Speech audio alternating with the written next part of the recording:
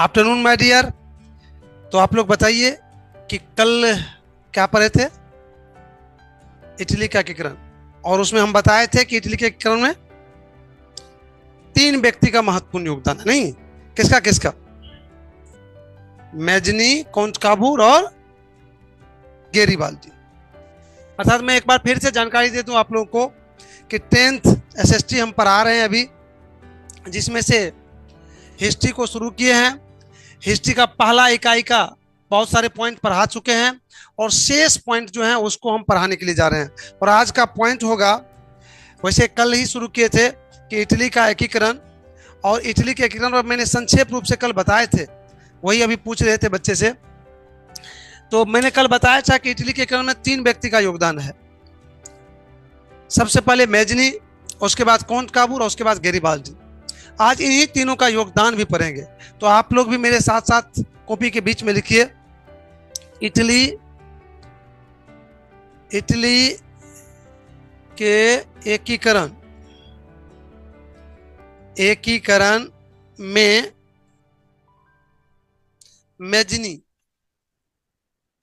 Mazzini coma count काबूर और गेरिबाल्दी का योगदान आज हम लोग यही पढ़ेंगे। दे रहे हैं। आज हम लोग इसी के विषय में डिटेल्स करेंगे पूरा बढ़िया से। ये लीजिए पेन। इन तीनों व्यक्ति का योगदान पढ़ेंगे। कॉपी में पहले आप यहां स्टार मार के मैजनी का योगदान देके डैश दे दीजिए। कहां पर? इटली के एकीकरण में। किसका?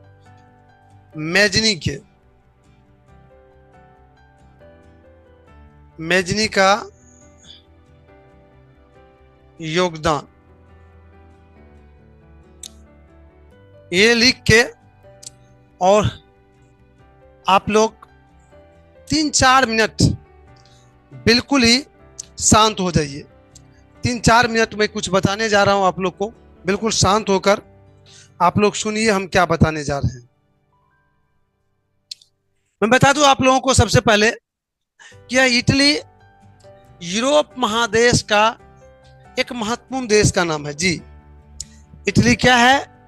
यूरोप महादेश का एक देश का नाम है ये इटली। और यह 19वीं शताब्दी आते आते संपूर्ण इटली कई टुकड़ों में बट गया था, कई पार्टों में बट गया था। और फिर उन पार्टों पर अलग अलग देश शासन करने लगे थे। उनमें से अधिकांश पार्ट पर 2 देश शासन कर रहा था। वह एक था ऑस्ट्रिया और दूसरा था फ्रांस। जी, याद रखना है। अभी जब तक हम पढ़ाएंगे आज इन 2 देश को याद रखना है। एक को ऑस्ट्रिया को याद रखना है और दूसरा फ्रांस को याद रखना है। जी, ऑस्ट्रिया और फ्रांस को याद रखना। अर्थात ये जो इटली जो बहुत टुकड़ों में बटा हुआ था, इन पर इन्हीं दोनों का मुख्य रूप से अधिकार था। और इन दोनों से इटली को छीना, इटली को आजाद किया कौन? ये 3 व्यक्ति, मैजनी, कॉन्टकाबूर और गेरिबाल्दी। तो कैसे छीना, क्या करना पड़ा इसको, क्या क्या इन्होंने किया, उसी का आज व्याख्या हम बताने जा रहे हैं। थोड़ा सा ध्यान से सुनिए पहले आप। सबसे पहले, जी हाँ, सबसे पहले इन दोनों को भगाने के लिए, या फिर कहिए इटली को स्वतंत्र करने के लिए मैजनी सामने आया। जी, सबसे पहले मैजनी आया। मैं थोड़ा सा मैजनी के संबंध में भी 2 शब्द बोल देता हूं कि मैजनी एक बहुत बड़े साहित्यकार थे। अर्थात साहित्य लिखा करते थे, कहानी, कविता, ये लिखने में बहुत ही उसको रुचि थी। पहली। दूसरी कि वह गणतंत्र का समर्थक। गणतंत्र समझते हैं आप लोग क्या होता है? गणतंत्र, जिसको लोकतंत्र भी कहते हैं। अर्थात जहां पर लोगों द्वारा क्या होता है? शासक होता है। संपूर्ण शक्ति किसके बीच रहती है? लोगों के बीच रहती है। उसी को कहते हैं क्या? गणतंत्र। तो ये चाहते थे कि राजतंत्र नहीं हो, पहले तो राजतंत्र हुआ करते थे ना, तो ये चाहते थे कि राजतंत्र नहीं हो, क्या हो, गणतंत्र हो, जहां पर लोगों के द्वारा शासन हो। तो ये गणतंत्र का भी समर्थन था, एक साहित्यकार भी था और एक योग्य सेनापति भी था। अर्थात पहले तो लड़ाई झंझट खूब होता था ना, तो राजा इत्यादि सेना रखते थे, उसका अगुवाई करने वाले जो थे, अपना लोग अभी कमांडर कहते हैं, नहीं कहते हैं, कमांडर कहते हैं, उसके बाद एसपी होते हैं, ये सब क्या हो गए, उसके सेनापति हो गया था, सेना के मालिक को। तो ये इसमें सेनापति का भी गुण काफी अधिक था, किसमें, मेजनी में, बहुत युग गुण से संपन्न थे।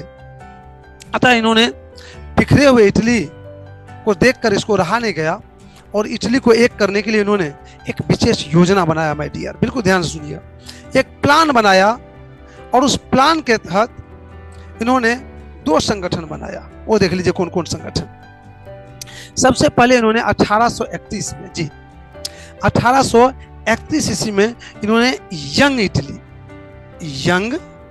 इटली, ये यंग इटली क्या था, यंग इटली एक संगठन का नाम है जो इन्होंने बनाया, कौन, मेजनी ने बनाया, किसको भगाने के लिए, इन दोनों को भगाने के लिए। फिर इससे भी उसको लगा कि नहीं ये कमजोर है, पड़ जाएगा, फिर जाके इन्होंने 1834 में, जी कब, 1834 में यंग यूरोप बनाया। यंग यूरोप क्या था, यह भी एक संगठन था। इन दोनों संगठन के माध्यम से ये मेजनी ऑस्ट्रिया और फ्रांस को इटली से भगाना चाह रहा था, इटली को एक करना चाह रहा था, इटली को स्वतंत्र बनाना चाह रहा था, इन दोनों के माध्यम से। लेकिन ये दोनों बहुत ही मजबूत था, इन दोनों बहुत ही मजबूत था। मजबूती के कारण इटली से ये दोनों भाग नहीं पाया। मेजनी के प्रयास से मेजनी कितना छरपटा गया, लेकिन दोनों भाग नहीं पाया। अर्थात हम कह सकते हैं कि मेजनी इस काम में क्या हो गया, असफल हो गया। लेकिन असफल होने के बावजूद भी लोगों को हौसला दिया, वहां के लोगों को, वहां के देश प्रेमियों को यह बताया कि अगर आपको इटली को एक करना है तो 2 दुश्मन है, ऑस्ट्रिया और फ्रांस, इन दोनों को किसी तरह से तुम हरा दो तो फिर इटली क्या हो जाएगा, शीघ्र ही एकीकृत हो जाएगा, शीघ्र ही स्वतंत्र हो जाएगा। अब देखिए, ये तो आवाज निकाल दिया कौन, मेजनी, कि ये दोनों को हराइए आप लोग, तब क्या बन जाइएगा, तब आजाद हो जाएगा। मेरे भाई टाइम भी आप लोग को। अब इसका तो योगदान समझ में आ गया कि इन्होंने 2 संगठन बनाया, इन्होंने ये था गुण, ये था, ऐसे ऐसे ये किया, समझ में आ गया। मैं तीनों का बता देता हूं, तब एक बार ही लिखाएंगे तीनों को, कोई दिक्कत इसमें। अब चलिए, अब आ जाइए, किसका बात कर रहे हैं हम लोग, काबूल की। किसका, काबूल का। यहीं पर लिख दे क्या, यहीं पर है, जगह बच जाएगा क्या, यहां से आइए, यहां पर लिखिए। अब किसका, काबूल का योगदान, काबूल का योगदान कहां पर, हम काबूल का योगदान बताएंगे कि कहां कैसे क्या है, नहीं है, यह है क्या, हेलो हेलो बोलिए, हेलो, हाँ जी जी, हाँ क्लास तो चालू है। कहाँ, अभी तो आपका कहाँ आया है, हम तो नहीं देख रहे हैं आपको।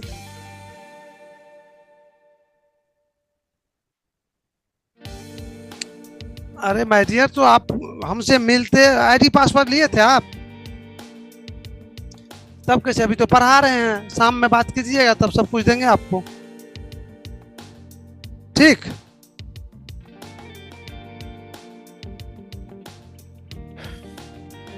तो आप आजिए, काबूल का योगदान। आपने देखे कि मेजनी बता दिया कि ये दोनों दुश्मन है, ये भी कहा कि दोनों को हराना है सभी। अब आइए काबूल। काबूल भी राष्ट्रवादी व्यक्ति था, इसमें भी देश प्रेम की भावना कूट कूट कर भरा हुआ था और इनके बातों से ये पूरी तरह से समझ गया था कि यहाँ के दुश्मन कौन था, कैसे हराना है। तो इन्होंने 2 देश था, दोनों मजबूत देश था, दोनों को एक साथ हराना थोड़ा सा मुश्किल था। इन्होंने दिमाग लगाया, कोई तकनीक अपनाया जाए। इन्होंने दोस्ती का मार्ग अपनाया, और जानते हैं इन्होंने फ्रांस से सबसे पहले दोस्ती करने का प्रयास किया। किससे? अब देख लीजिए, अब फ्रांस से दोस्ती होगा कैसे? वो तो कैसे होगा, उसी टाइम जो है क्रीमिया का युद्ध चल रहा था। अर्थात एक क्रीमिया पर अधिकार करने के लिए एक साइड रूस और दूसरे साइड फ्रांस, ऑस्ट्रिया, ये बहुत सारे देश एकजुट होकर लड़ रहा था। और इन्होंने क्या किया, कौन काबुल ने क्या किया, बहुत सारे सेना को ले लिया। अब बिना मांगे बिना बताए काबुल की तरफ से लड़ने लगा। देखिए क्या किया उन्होंने, किसके तरफ से लड़ने लगा? काबुल के तरफ से लड़ने लगा, और काबुल की उसमें जीत भी हुई। और जीतने के बाद फ्रांस तो बिना मांगे सेना दिया था। अब कहिए आप ही कि ऑटोमेटिक दोस्ती हो गया कि नहीं हो गया इसका? और उसके बाद इसका दोस्ती हो गया, और इसका जब दोस्ती हो गया फ्रांस से, तब इसके बीच में रह के ये इसको शिकस्त देने लगा। किसको? ऑस्ट्रिया को, कि भाई इसको पीछे धकेलने लगा। फ्रांस था इसके साथ, तो ऑस्ट्रिया को डरते भी थे। अर्थात मैं बता दूं, बहुत हद तक इटली वैसे दो भाग में बट गया था, एक उत्तरी इटली, एक दक्षिणी इटली। तो उत्तरी इटली से बहुत हद तक इसको भगा दिया। किसको? ऑस्ट्रिया को। इससे दोस्ती करके इसको क्या किया? भगा दिया। अब ये भाग गया, बच गया कौन? फ्रांस जब बच गया माय डियर, तब क्या, ये तो समझ चुका था कि फ्रांस के नस कहाँ है, कमजोरियां कहाँ है। कुछ ही दिन के बाद फिर फ्रांस को भी कहा कि आप तो महान हैं, आप ये हमको दे दीजिए ना, ये आप चले जाइए ना यहाँ से। तो ये कौन चले जाए? कहा नहीं भाई ऐसे नहीं होता है। कहा ठीक है तो फरिया लीजिए। और फिर इन दोनों में ही लड़ाई हो गया। किसमें? फ्रांस और काबुल में।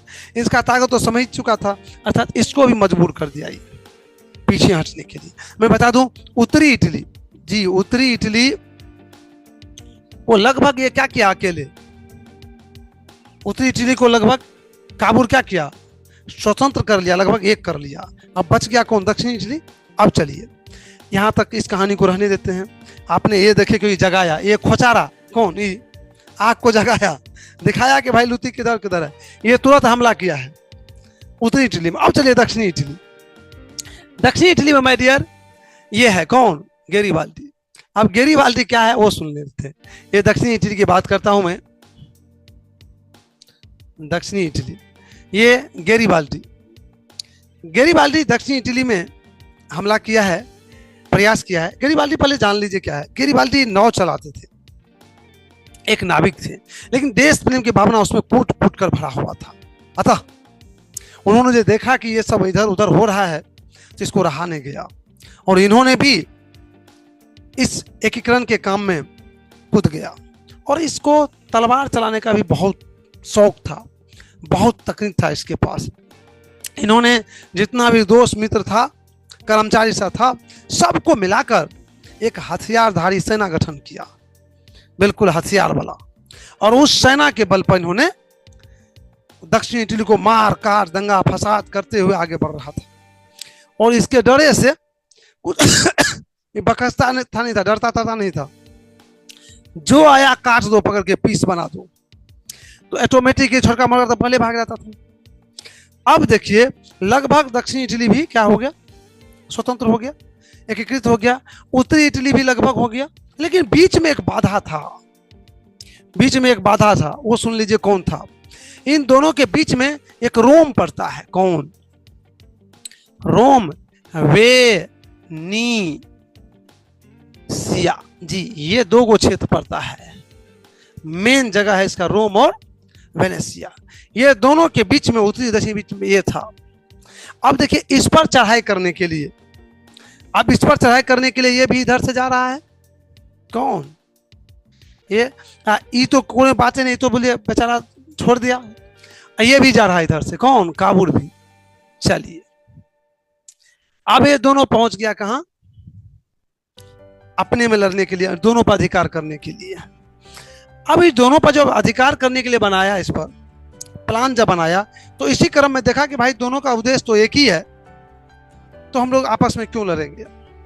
तब दोनों के बीच एक समझौता हुआ, अर्थात गेरिबाल्डी और काउंट काबूर एक आमने सामने बैठा और फिर दोनों के उद्देश्य को जाना कि दोनों का क्या उद्देश्य है। तो दोनों का उद्देश्य एक ही था।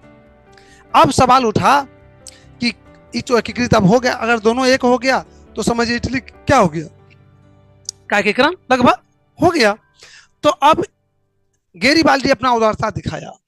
गेरिबाल्डी को मेरे भाई थोड़ा सा भी लोभ लालच नहीं था। इन्होंने जो लड़ रहा था तो उसमें ये लोभ लालच नहीं कि मैं प्रधानमंत्री बनूंगा, मैं राष्ट्रपति बनूंगा, कुछ नहीं। सिर्फ ये कहना चाह रहा था, इसका मन में इच्छा था कि मेरा देश आजाद हो जाए, मेरा देश एकीकृत हो जाए, मेरा देश का विकास हो, बस यही था इसके अंदर। हुआ यहाँ पर, दिखाया भी मेरे भाई। यहाँ पर जब रोम पर चढ़ाई करने की बात आया, जब दोनों सामने आया, तो इन्होंने दक्षिण इटली में जितना भी क्षेत्र को जीता था बिना किसी शर्त का इसको दे दिया। किसको?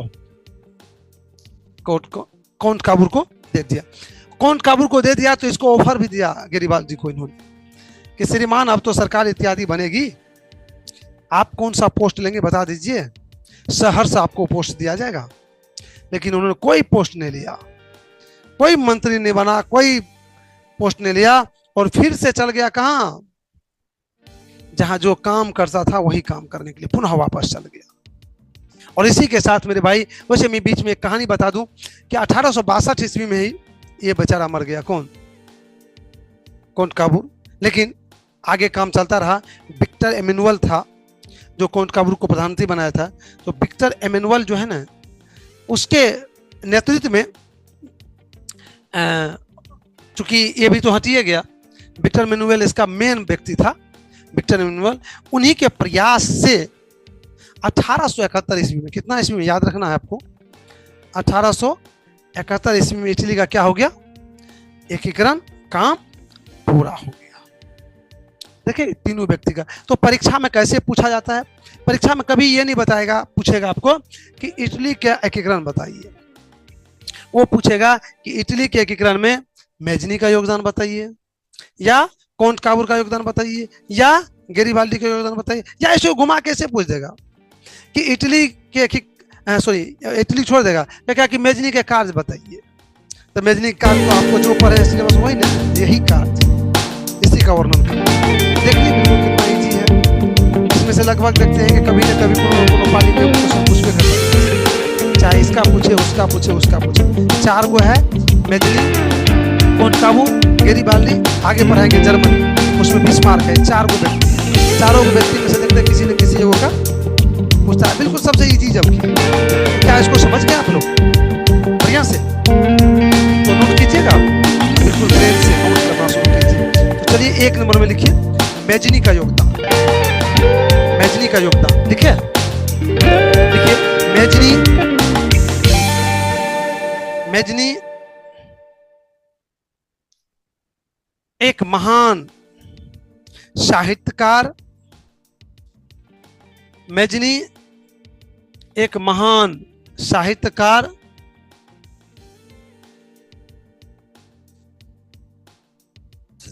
महान साहित्यकार, योग्य सेनापति, योग्य सेनापति, योग्य सेनापति और योग्य सेनापति और लोकतंत्र का समर्थक था। और लोकतंत्र का समर्थक था और लोकतंत्र का समर्थक था। इसको मिटा दें, फिर कोई कोई शब्द होगा तो लिखना पड़ेगा ना हमको। मिटा दें, कोई जरूरत तो है नहीं, समझ तो गए ना इसको। और लोकतंत्र का समर्थक था, हो गया पूर्ण विराम। बिखरे हुए इटली को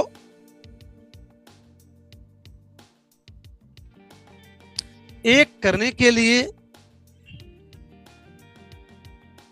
बिखरे हुए इटली को एक करने के लिए इन्होंने एक विशेष योजना बनाया। इन्होंने एक विशेष योजना बनाया। एक विशेष योजना बनाया जिसके तहत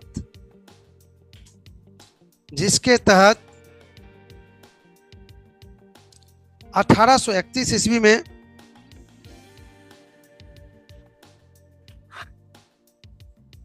जिसके तहत 1831 ईस्वी में यंग इटली 1831 ईस्वी में यंग इटली 1834 ईस्वी में यंग यूरोप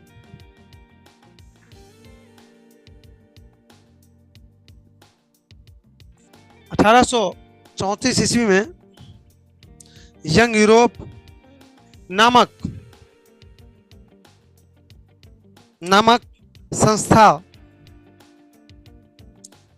संस्था का गठन किया।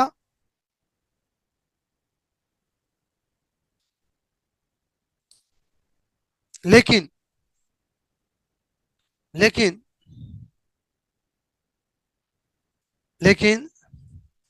ऑस्ट्रिया और फ्रांस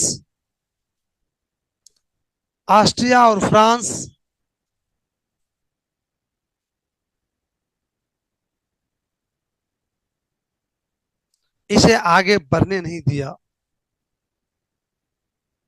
ऑस्ट्रिया और फ्रांस इसे आगे बढ़ने नहीं दिया।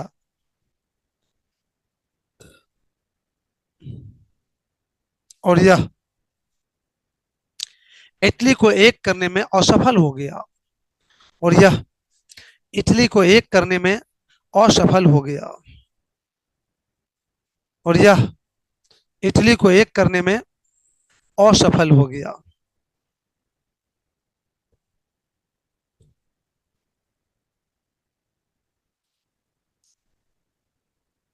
लेकिन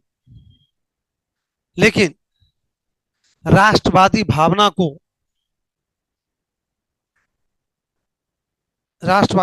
को एक नई ऊर्जा इससे मिली। लेकिन राष्ट्रवादी भावना को एक नई ऊर्जा इससे मिली। हो जाना चाहिए दोनों, नहीं टाइम भी है आपके पास। नई ऊर्जा मिली, लिख लिया आप लोग। अब हम लोग क्या पढ़ेंगे? किसका? कॉन्ट काबूर का। इटली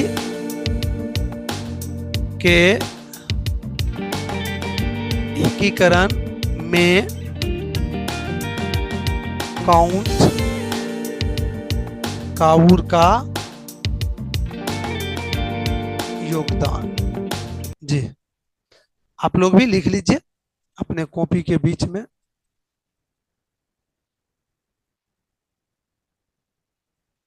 कॉन्ट काबूर का योगदान। तब कहाँ पढ़ रहे हैं? इटली में ना पढ़ रहे हैं? आप जर्मनी पढ़ रहे हैं? हाँ, तो ऊपर में उठा तो नहीं दिया, यहाँ पे तो बोर्ड पर कुछ लिखा हुआ नहीं है, तो हमको देना पड़ेगा ना। अब आपकी मर्जी है, ये भी लिख देते तो खराब नहीं होगा। आपने सिर्फ कॉन्ट काबूर का योगदान लिख देते हैं, ये भी जब तक बोर्ड पर लिखा हुआ था तो हम नहीं लिख रहे थे। अभी तो लिखा हुआ है नहीं, नहीं है तो ये पॉइंट भी तो रहना चाहिए ना वहां पर।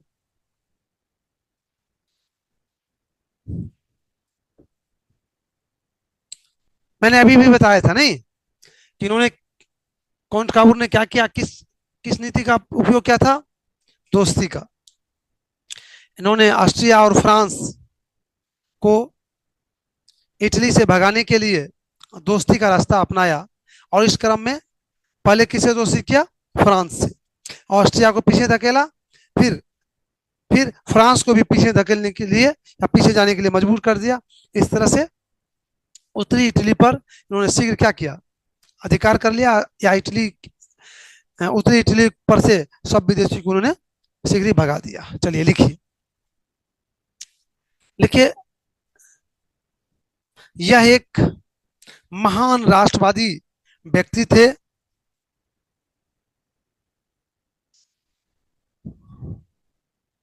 महान राष्ट्रवादी व्यक्ति थे जो जो जो इटली जो इटली एकीकरण जो इटली एकीकरण के सबसे बड़े बाधक इटली एकीकरण के सबसे बड़े बाधक ऑस्ट्रिया और फ्रांस को, मैं अभी भी बताया था नहीं, किसको मानते थे? ऑस्ट्रिया और फ्रांस को। सबसे बड़े बाधक ऑस्ट्रिया और फ्रांस को मानते हुए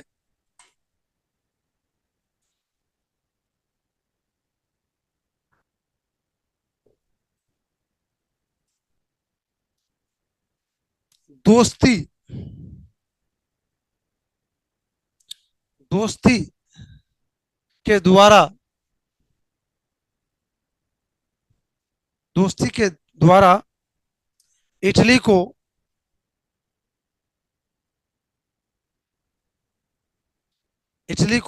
एक सूत्र में बांधने का कोशिश किया। इटली को एक सूत्र में बांधने का कोशिश किया।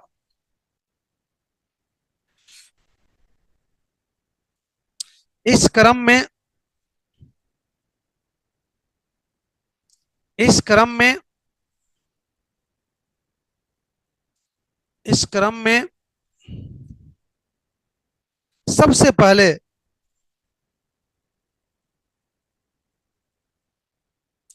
क्रीमिया के युद्ध में क्रीमिया के युद्ध में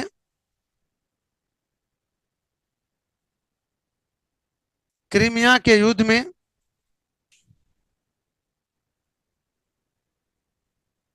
फ्रांस को साथ देकर फ्रांस को साथ देकर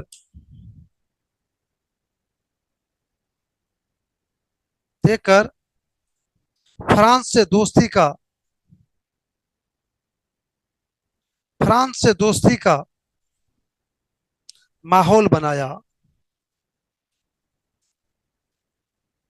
माहौल फ्रांस से दोस्ती का माहौल बनाया। बस एक दो लाइन और होगा। फ्रांस से दोस्ती का माहौल बनाया और फिर फ्रांस से मिलकर ऑस्ट्रिया को खदेड़ा और फिर फ्रांस से मिलकर ऑस्ट्रिया को खदेड़ा ऑस्ट्रिया को खदेड़ा ऑस्ट्रिया को खदेड़ा और उसके बाद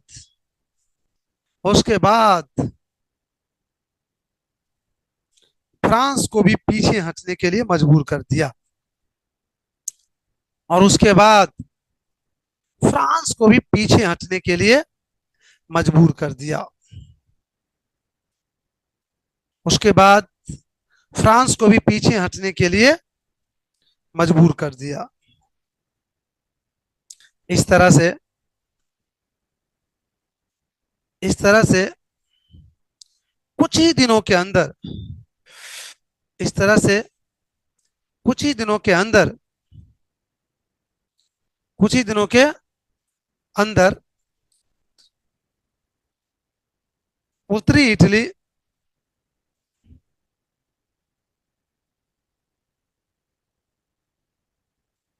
उत्तरी इटली को एक करने में सफल हो गया। सफल हो गया। 5 मिनट टाइम है, अगर चाहेंगे तो वो भी हो जाएगा। कौन है दूसरा? अब स्टार मार के फिर लिखिए इटली के एकीकरण में किसका योगदान?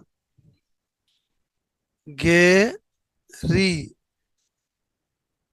वाल्डी का योगदान।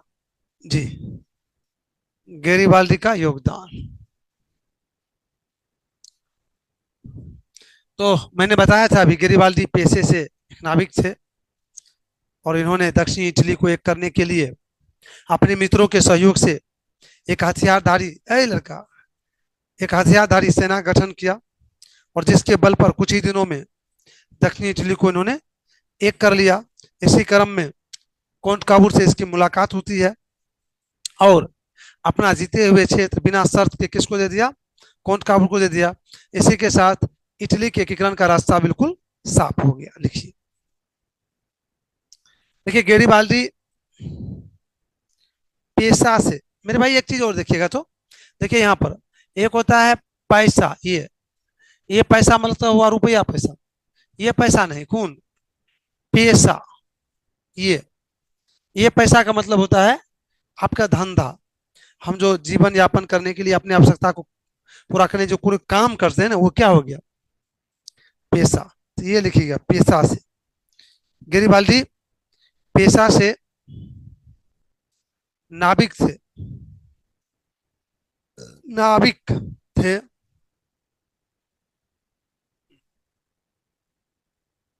लेकिन उसमें देश प्रेम की भावना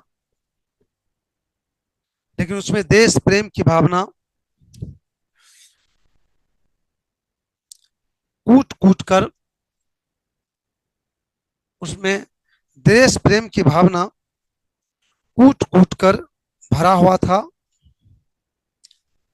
उसमें देश प्रेम की भावना कूट कूट कर भरा हुआ था। अतः अतः दक्षिणी इटली को एक सूत्र में बांधने के लिए एक विशेष योजना बनाया। दक्षिणी इटली को एक सूत्र में बांधने के लिए एक विशेष योजना बनाया, एक विशेष योजना बनाया।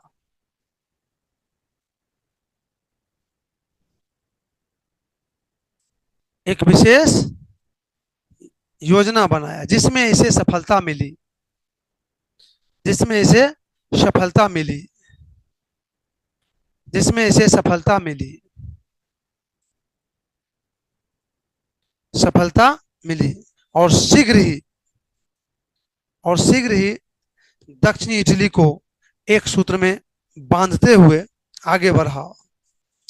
शीघ्र ही दक्षिणी इटली को एक सूत्र में बांधते हुए एक सूत्र में बांधते हुए आगे बढ़ा, आगे बढ़ा, आगे बढ़ा।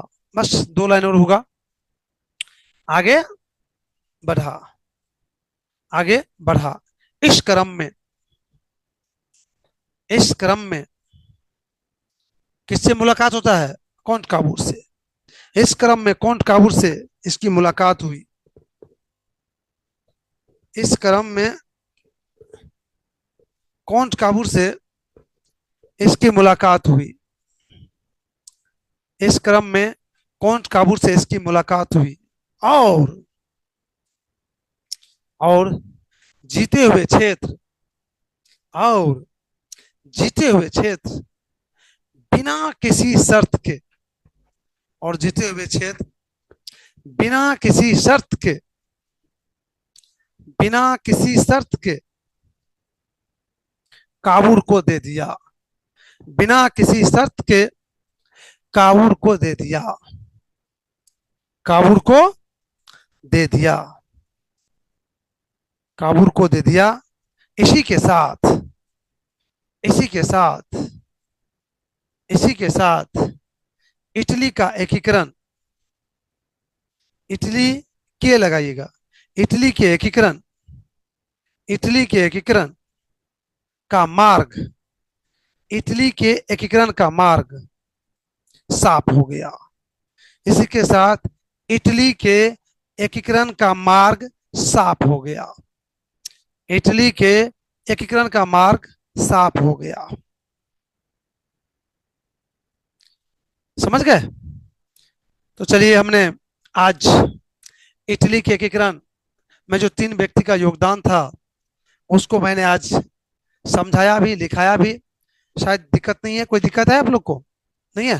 चलिए, आपका समय भी समाप्त हो रहा है। इसी के साथ आज की क्लास को हम विराम दे रहे हैं।